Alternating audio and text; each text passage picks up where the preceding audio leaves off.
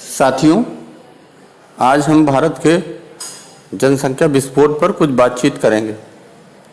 साथियों, आप जानते हैं कि भारत जैसे देश में जनसंख्या पर बहस जो है एक ज़रूरत बन गई है। जो वर्तमान में सबसे अधिक आबादी वाले देश चीन को पीछे छोड़ने वाला है।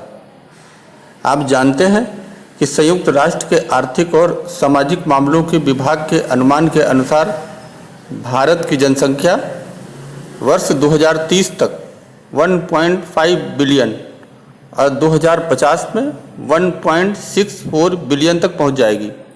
वहीं चीन की आबादी का 2030 तक 1.46 बिलियन तक जाने का अनुमान है, अर्थात चीन से भी ज़्यादा आबादी भारत की हो जाएगी।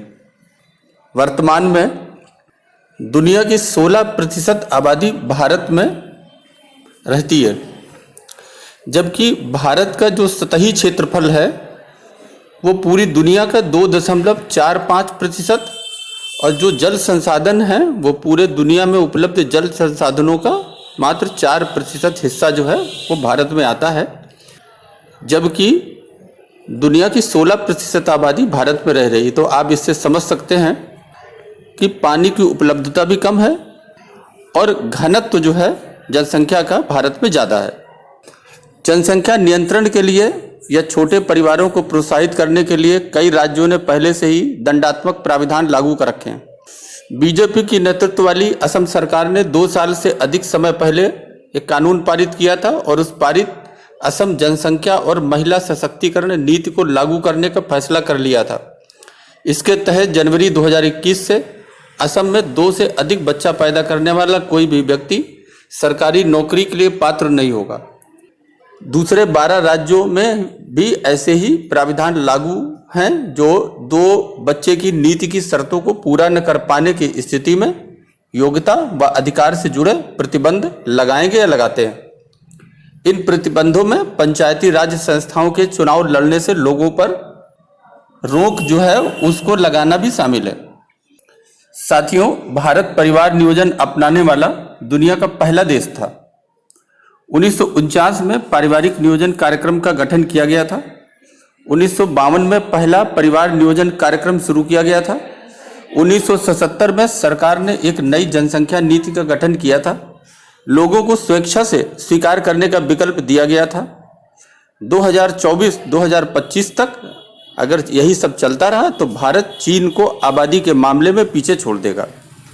भारत की जनसंख्या 135 करोड़ है, चीन की 142 करोड़ है।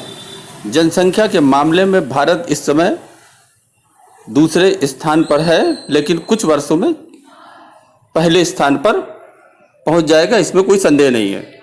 1976 में संविधान में हुए 42वें संशोधन के जरिए, जो कि 3 जनवरी 1977 को लागू हुआ, संविधान की 7वीं अनुसूची की समवर्ती सूची में जनसंख्या नियंत्रण और परिवार नियोजन पर कानून बनाने के लिए केंद्र और राज्यों को अधिकार दिए गए, यानी उन्हें अधिकृत किया गया है। लेकिन सरकार ने आज तक इस पर कानून नहीं बनाया। संविधान समीक्षा आयोग ने 2002 में केंद्र सरकार को सौंपी रिपोर्ट में जनसंख्या नियंत्रण पर कानून बनाने की सिफारिश की थी। इसे भी 18 वर्षों से ज़्यादा बीत गए, लेकिन इस पर कोई कानून नहीं बनाया गया। जनसंख्या नियंत्रण के लिए अटल बिहारी वाजपेयी की सरकार की ओर से 2000 में गठित वेंकट चलैया आयोग ने जनसंख्या नियंत्रण कानून बनाने की सिफारिश की थी। इस आयोग के अध्यक्ष सुप्रीम कोर्ट के मुख्य न्यायाधीश जस्टिस वेंकट चलैया थे, जबकि जस्टिस सरकारिया, जस्टिस जीवन रेड्डी और जस्टिस पुनैया इसके सदस्य थे। इस आयोग के अन्य सदस्यों में पूर्व अटॉर्नी जनरल केशव पराशरन तथा सोली सोराब, लोकसभा के महासचिव सुभाष कश्यप, पूर्व लोकसभा अध्यक्ष संगमा, तत्कालीन सांसद सुमित्रा महाजन, वरिष्ठ पत्रकार CR ईरानी और अमेरिका में भारत के राजदूत रहे वरिष्ठ राजनयिक आबिद हुसैन भी शामिल थे। वेंकट चलैया आयोग ने 31 मार्च सन 2002 को अपनी रिपोर्ट केंद्र सरकार को सौंप दी थी, जो ठंडे बस्ते में डाल दी गई। गौरतलब है कि इस वर्ष 1 जनवरी यानी न्यू ईयर पर भारत में 67,385 बच्चों ने, लगभग इतनी संख्या में बच्चों ने जन्म लिया। वहीं पर इस दिन चीन जो है वो दूसरे नंबर पर था, जहां 46,299 बच्चों ने जन्म लिया। अब आप देख लीजिए, जो जन्म दर है वो चीन से भी भारत में ज़्यादा है इस समय। साथियों, जनसंख्या पर नियंत्रण अगर होता तो आज हमारा देश जिस कमजोर स्थिति में है उस स्थिति में नहीं होता। भारत दुनिया के टॉप 3 आर्थिक शक्ति में से एक होता।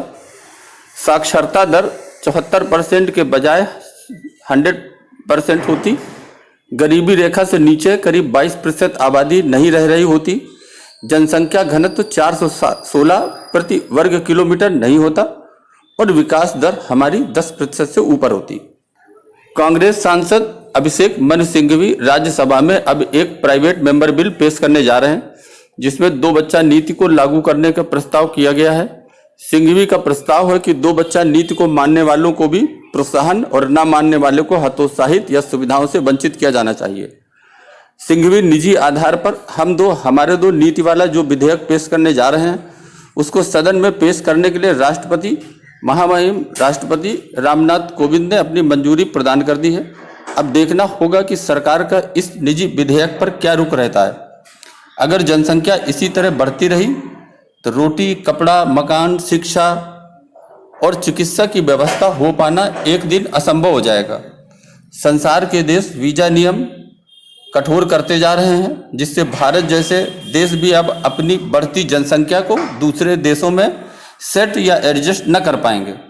आज के समय की सबसे बड़ी आवश्यकता है कि तमाम देशवासी देश की बढ़ती जनसंख्या के खिलाफ एकजुट होकर अपनी आवाज बुलंद करें और सभी राजनीतिक दलों को मजबूर करें कि वो जाति, धर्म और संप्रदाय से ऊपर उठकर राष्ट्रहित में एक सख्त जनसंख्या नियंत्रण कानून को बनाने और बनवाने में मदद करें, ताकि जनता को बेरोजगारी, स्वास्थ्य, पर्यावरण और शिक्षा समेत अन्य प्रकार की समस्याओं से धीरे धीरे छुटकारा मिलना संभव हो सके।